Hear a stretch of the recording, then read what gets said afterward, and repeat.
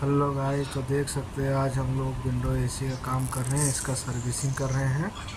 देख सकते हैं कितना गंदा था एसी। अभी हम लोग 5 एसी धुल के इसको सुखा रहे हैं, क्योंकि इसके सर्किट में पानी चला गया है और उसको सुखा रहे हैं। और अगर ऐसे लगाएंगे तो फिर शॉर्ट सर्किट होने का डर रहेगा, इसलिए इसको हम सुखा रहे हैं। और देख सकते हैं कितना सारा गंदा था, बहुत गंदा था।